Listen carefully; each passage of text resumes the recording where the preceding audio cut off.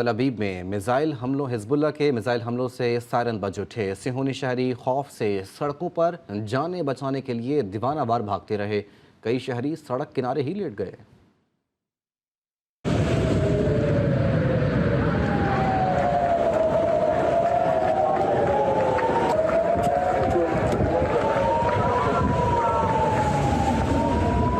لبنان میں بھی صہیونی جارحیت جاری ہے۔ صہیونی حملوں میں 5 شہری شہید اور کئی زخمی ہوئے۔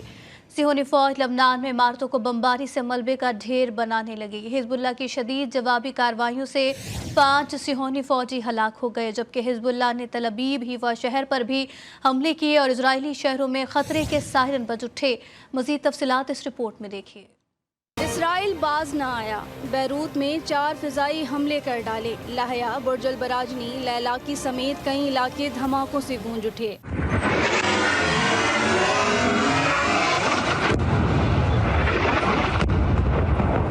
نباتیہ میں بھی صہیونی فوج نے 3 فضائی حملے کر ڈالے، کئی شہری شہید اور زخمی ہیں۔ صہیونی فوج عمارتوں کو ملبے کا ڈھیر بنا رہی ہے۔ حزب اللہ صہیونی جارحیت کا بھرپور جواب دے رہی ہے۔ اسرائیلی فوج کے خلاف 36 کارروائیاں کر ڈالی۔ ایک ہی دن میں اسرائیل کے 5 ہرمز ڈرون اور 5 مرکبہ ٹینک تباہ کر دیے۔ اسرائیلی فوج کے ڈپٹی کمانڈنٹ سمیت 5 فوجیوں کو ہلاک اور زخمی کر دیا۔ تل ابیب، حیفا شہر اور جولان وادی پر بھی میزائل داغے۔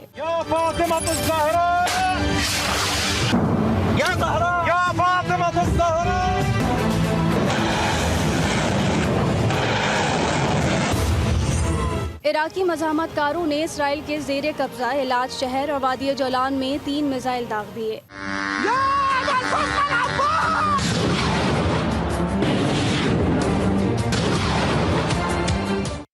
یمن نے اسرائیل میں فوجی اڈے پر حملہ کر دیا ہے۔ یمنی فوج کے ترجمان جنرل یحییٰ السری نے کہا ہے کہ اسرائیل کے مقبوضہ جفا میں ایک اسرائیلی فوجی اڈے کو فلسطین 2 ہائپرسونک بیلسٹک میزائل سے نشانہ بنایا گیا ہے۔ میزائل نے اسرائیلی دفاعی نظام کو چکمہ دیتے ہوئے کامیابی سے اپنے ہدف کو نشانہ بنایا ہے۔ یمنی فوج کا طوفان الاقصی آپریشن کے دوران یہ 5واں حملہ ہے۔ یمنی مسلح افواج نے غزہ میں جاری بربریت پر فلسطینی عوام سے اظہار یکجہتی میں اسرائیل اور اس کے حامیوں کے خلاف حملے جاری رکھنے کے عزم کا بھی اظہار کیا ہے۔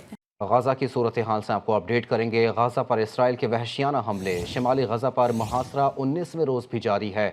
پانی، خوراک، ادویات اور طبی سہولیات کی شدید قلت کے ساتھ صہیونی فوج کے بم مظلوم فلسطینیوں پر قیامت بن کر برس رہے ہیں۔ شمالی غزہ کے کمال عدوان اسپتال کے ڈاکٹرز نے بھی صورتحال کو تباہ کن قرار دے دیا۔ بیت لحیہ مقتل کا منظر پیش کر رہا ہے۔ غزہ کے رہائشیوں کے مطابق گلیوں اور سڑکوں پر لاشیں بکھری پڑی ہیں۔ صہیونی فوج کے جبالیہ پر حملے سے ایک ہی خاندان کے 10 افراد شہید ہو گئے۔ حملوں میں 24 گھنٹوں میں 73 فلسطینی شہید اور 130 زخمی ہوئے۔ غزہ میں شہداء کی مجموعی تعداد 42,792 ہو گئی، جبکہ 1 لاکھ سے زائد زخمی ہیں۔ غزہ میں ایک روٹی کا حصول جو شیر لارے کے مترادف ہے۔ جنوبی غزہ میں ایک بیکری کے باہر بھوک سے بلکتے فلسطینیوں کا ہجوم لگ گیا۔ 19 روز سے جاری محاصرے کی وجہ سے غزہ میں اشیاء ضروریہ کی قلت سے ممکنہ قحط کی وارننگ جاری کر دی گئی۔ ایران پر حملہ کرنے کے بعد دنیا ہماری تیاریوں کو سمجھ جائے گی، اسرائیلی وزیراعظم نے دھمکی دے دی۔ اسرائیل کے ایئر بیس کے دورے پر پائلٹس اور تکنیکی عملے سے بات کرتے ہوئے گیلنٹ نے کہا کہ اسرائیل کے ایران پر حملے کے بعد دنیا اس طرح کے آپریشن کی تیاریوں کو سمجھے گی۔ اسرائیل کئی بار ایران کے 1 اکتوبر کے اسرائیل پر 180 بیلسٹک میزائل داغنے کے خلاف جوابی کارروائی کرنے کی دھمکی دے چکا ہے۔ حزب اللہ نے ایگزیکٹو کونسل کے چیئرمین اور نامزد سربراہ ہاشم صفی الدین کی شہادت کی تصدیق کر دی ہے۔ ہاشم صفی الدین کو حزب اللہ کے شہید سربراہ حسن نصر اللہ کی شہادت کے بعد مزاحمت کا سربراہ نامزد کیا گیا تھا۔ ہاشم صفی الدین نے اپنی زندگی کا بیشتر حصہ حزب اللہ اور اسلامی مزاحمت اور ان کی کمیونٹی کی خدمات میں گزارا۔ اپنی شاندار زندگی کے کئی سالوں میں انہوں نے انتظامی کونسل اور اس کے مختلف اداروں کو ذمہ داری اور قابلیت کے ساتھ نبھایا۔ مختلف شعبوں میں کام کرنے والے یونٹس اور مزاحمت کے کام سے جڑی ہر چیز اپنے مجاہدین کے قریب تھی، اپنے عوام کے قریب تھی اور اپنے شہداء کے خاندانوں سے محبت کرتی تھی، یہاں تک کہ اللہ تعالیٰ نے شہدائے کربلا کے نورانی کاروں میں شہید ہونے کا اعزاز عطا کیا ہے۔ اپڈیٹ آپ کو کر رہے ہیں، حزب اللہ نے ایگزیکٹو کونسل کے چیئرمین اور نامزد سربراہ ہاشم صفی الدین کی شہادت کی تصدیق کر دی۔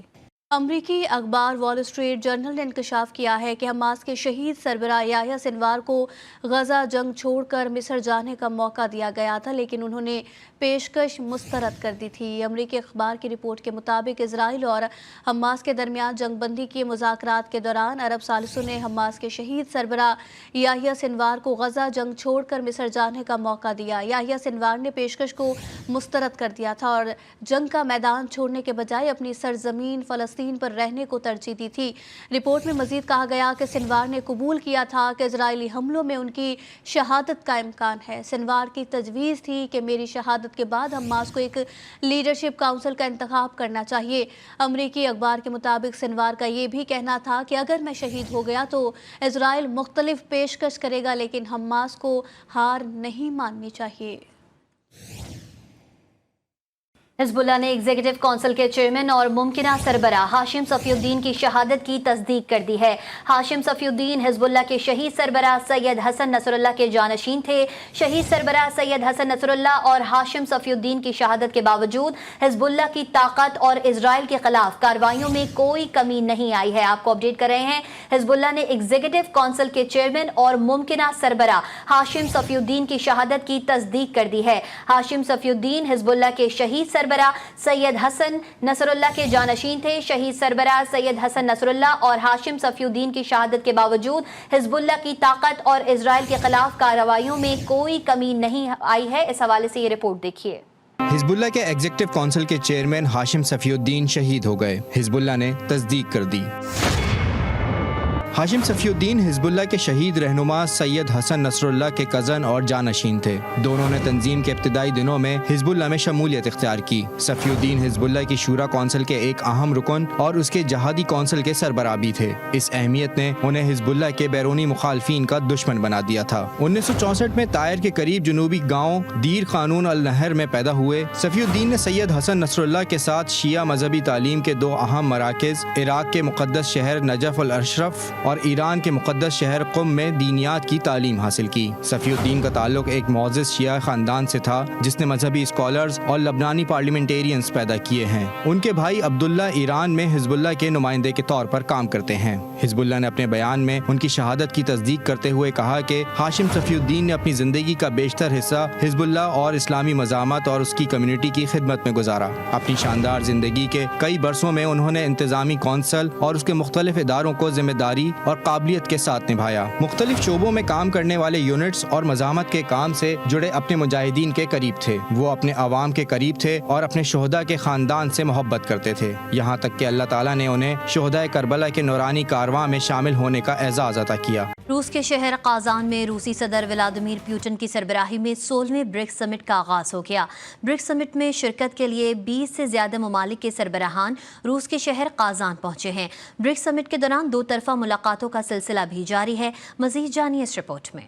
صدر شی جن پنگ، بھارتی وزیر اعظم نریندر مودی، ایرانی صدر مسعود پزشکیان، فلسطینی صدر محمود عباس، حماس کا وفد اور مزید ممالک کے سربراہان اور وفود روس کے شہر قازان پہنچے۔ صدر ولادیمیر پوٹن کے ان ممالک کے سربراہان سے دو طرفہ ملاقاتوں کے سلسلے بھی جاری ہیں۔ روسی صدر پوٹن نے بھارتی وزیر اعظم کا گرم جوشی سے استقبال کیا اور دوستانہ ماحول میں ان سے ملتے اور بات کرتے نظر آئے۔ نریندر مودی نے کہا کہ وہ یوکرین اور روس کے درمیان جنگ بندی میں مدد فراہم کرنا چاہتے ہیں۔ روسی صدر نے ایران کے حوالے سے بات کرتے ہوئے یقین دہانی کروائی کہ ایران پر اسرائیل کے حملے کی صورت میں وہ ایران کا ساتھ نہیں چھوڑے گا۔ چین کے صدر شی جن پنگ سے ملاقات کے دوران کہا کہ روس اور چین کے تعلقات اس بات کا نمونہ ہیں کہ نئی دنیا کے تقاضوں کے مطابق دو ممالک کے تعلقات کیسے ہونے چاہیے۔ تاہم دوسری جانب چینی صدر کی بھارتی وزیر اعظم نریندر مودی سے بھی ملاقات ہوئی۔ اس ملاقات کا مقصد چین اور انڈیا کی سرحد پر جاری مسائل کو ختم کرنے کے لیے ایک تاریخی معاہدہ کرنا تھا۔